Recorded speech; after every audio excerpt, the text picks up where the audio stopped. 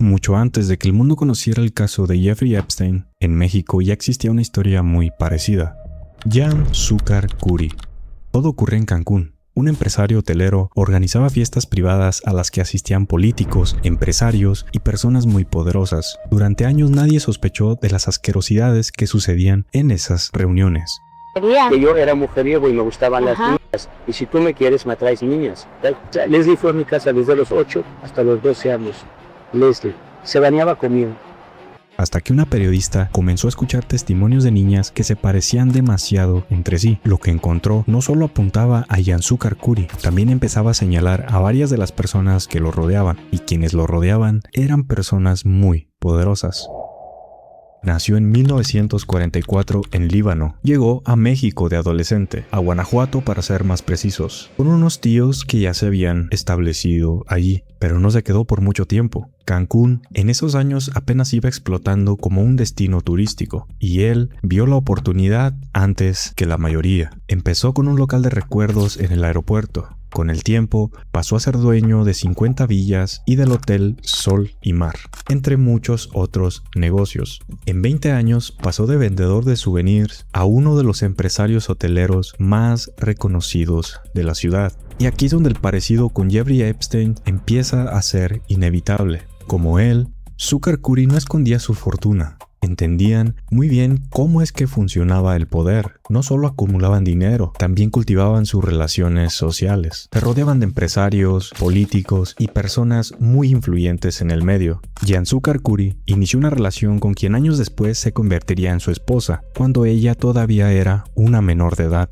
En aquel momento casi nadie le dio importancia. Sin embargo, cuando las niñas empezaron a contar todo lo que les hizo, dejó de parecer un simple detalle de su vida privada y comenzó a dar una idea de su verdadera personalidad. Esa imagen hacía que denunciarlo fuera mucho más difícil. No era solo enfrentarse a un empresario con dinero, sino a un hombre rodeado de contactos y personas muy poderosas.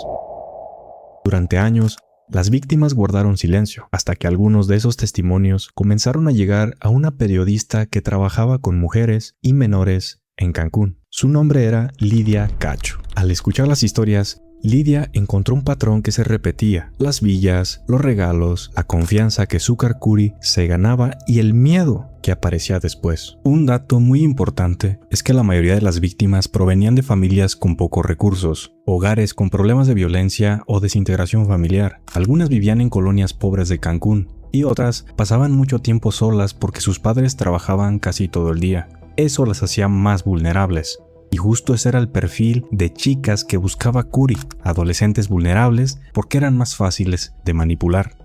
Con esos testimonios comenzó a reconstruir cómo funcionaba la red. El resultado fue un libro publicado en 2005, Los demonios del Edén. En ese libro documentó la red que operaba Zúcar Kuri en Cancún, pero el nombre que más consecuencias le trajo no fue el de él, fue el de otros dos hombres que aparecían mencionados junto a él: Kamel Nasif Borge, empresario textilero, y Mario Marín, entonces gobernador del estado de Puebla. Según la investigación de Cacho, Nasif y Zúcar Kuri tenían acuerdos para sostener esa red, y cuando el libro salió, las autoridades de Puebla no investigaron esa parte. Lo que hicieron fue actuar contra la periodista. Pero ¿cómo era que funcionaba realmente esa red? Los testimonios de las víctimas comenzaron a responder esa pregunta. Durante años, casi todas las víctimas guardaron silencio, algunas porque eran demasiado pequeñas para comprender lo que estaba ocurriendo, otras porque habían llegado a ver a Zúcar como una figura de confianza, prácticamente como un padre. Ese fue el caso de Edith Escalada, identificada en distintos documentos con el seudónimo de Emma. Según su propio testimonio, todo comenzó cuando tenía apenas 13 y 14 años. No llegó por un anuncio de trabajo, ni por una agencia de modelaje, como muchas veces se ha dicho. Edith contó que fue otra niña quien la llevó por primera vez a una de las villas de Zúcar Kuri. Las reuniones parecían inofensivas. En esas villas había de todo.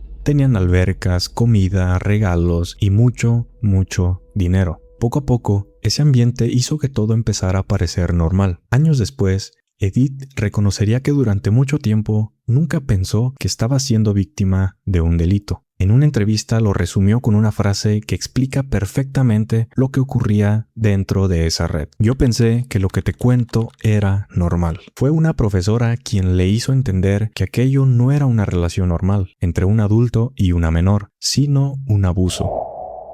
Con el paso de los años, Yansu Karkuri no solo se ganó su confianza, según declaró Edith, también construyó una relación de dependencia emocional. Contó que él decía públicamente que ella era como su hija y que ella misma terminó sintiéndose parte de su familia. Pero mucho tiempo después, cuando decidió hablar, todavía se preguntaba cómo era posible que una persona que le había llegado a ver casi como un padre pudiera amenazarla por contar la verdad. Pero el momento más fuerte para ella fue cuando las autoridades le dijeron que su hermana menor, Estefanía, también aparecía entre las víctimas. Edith contó que hasta ese momento creía que la niña únicamente dormía en las propiedades de su Karkuri. Cuando le informaron los resultados de la evaluación médica, entendió que la historia era mucho más grave de lo que había imaginado.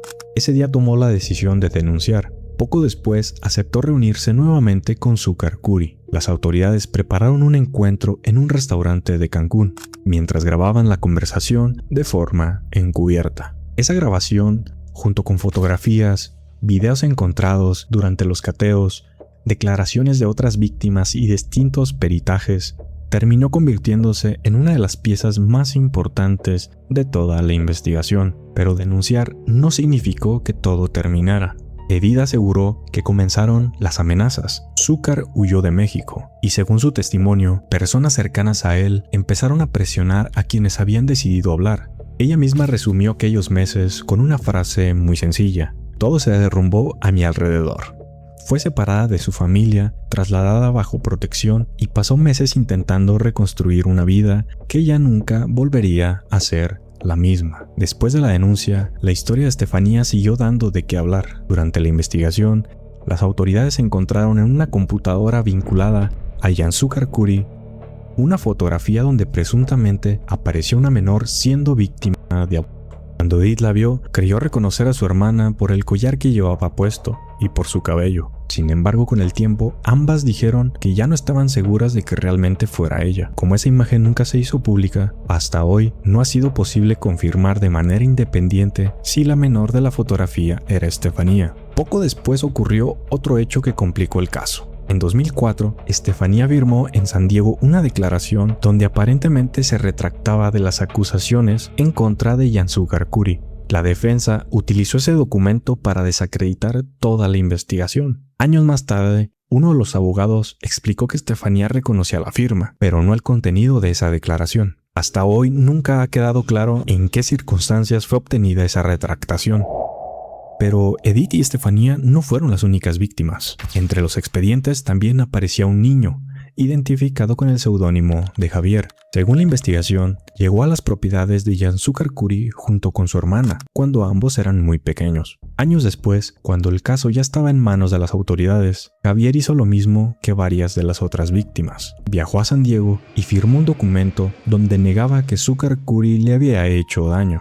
Cuando las autoridades comenzaron a comparar los testimonios, se dieron cuenta que muchas historias empezaban igual. Las víctimas no llegaban por anuncios de modelaje, como muchas veces se había repetido. En varios casos, el primer contacto ocurría a través de otras niñas que ya conocían las villas de Yansu Karkuri.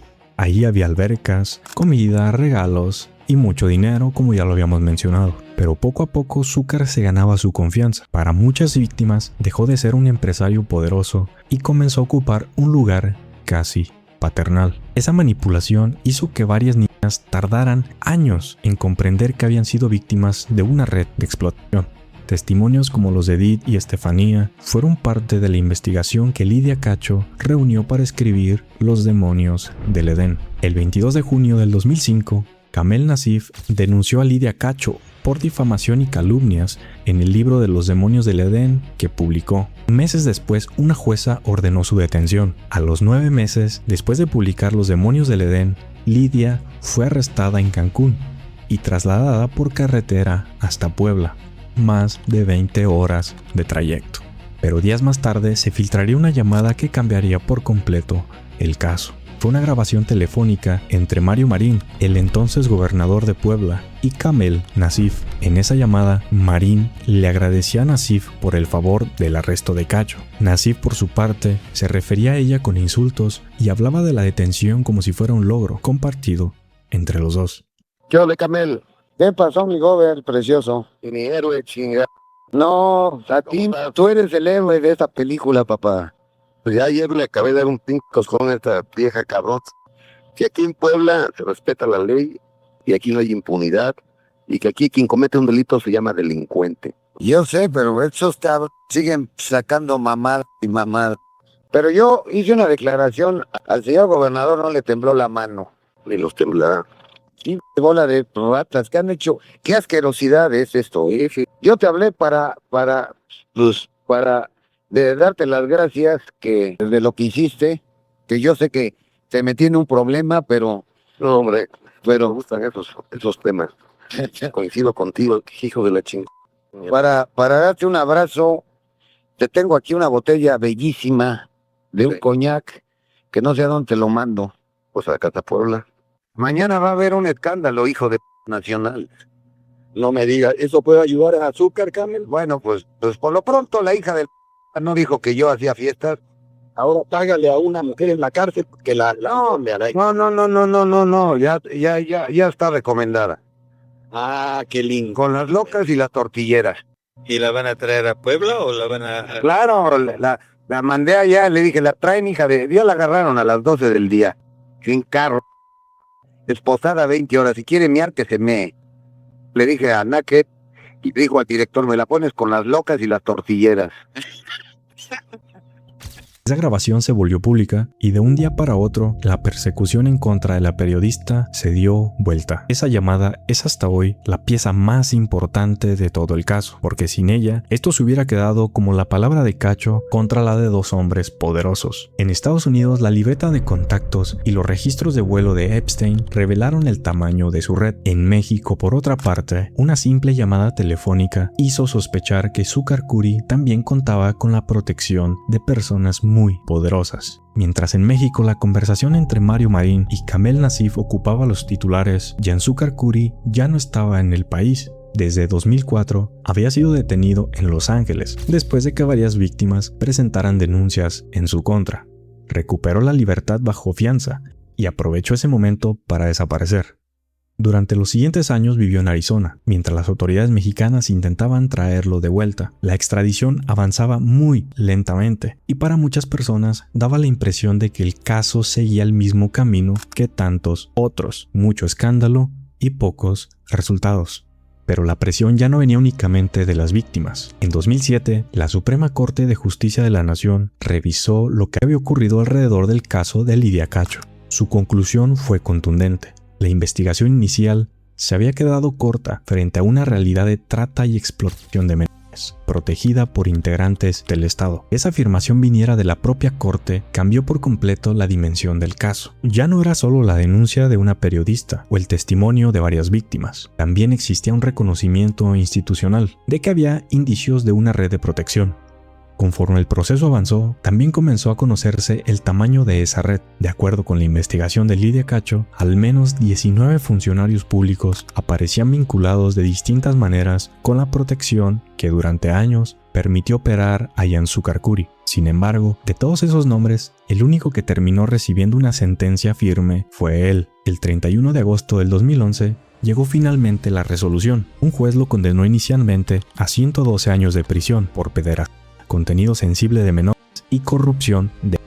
Después de varias apelaciones, la pena quedó reducida a solo 94 años. Parecía que después de tantos años de investigaciones, denuncias y presiones, el caso por fin había llegado a su final. Pero incluso desde la cárcel, la polémica continuó. En 2023 fue trasladado del penal de Cancún a un centro federal en Chiapas. Meses después regresó nuevamente a Cancún. Fue entonces cuando Lidia Cacho denunció públicamente que ese traslado le habría devuelto privilegios dentro del penal, incluyendo acceso a menores y participación en el autogobierno de la prisión. Mientras esas acusaciones seguían generando controversia, otro hecho volvió a poner el apellido de Zúcar en los titulares. En 2020, uno de sus hijos fue detenido en Cancún, junto con otros jóvenes en un predio que usaban como campo de tiro clandestino. Epstein murió en una celda antes de enfrentar juicio, en circunstancias que su propio gobierno nunca terminó de explicar. Por otro lado, Zucker Curry sí llegó a condena, pero según su propia acusadora, siguió teniendo acceso a víctimas, incluso preso. Distintos países,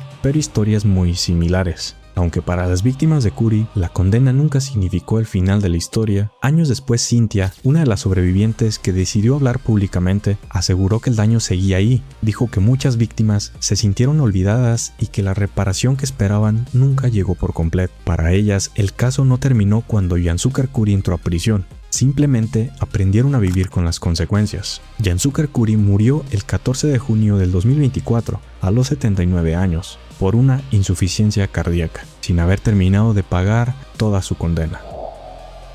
Si este video te gustó, te invito a que te suscribas para llegar a la meta de los 1000 suscriptores. Y si te gustan los crímenes ocurridos en México, aquí te dejo uno con 9 casos. Ve a verlo.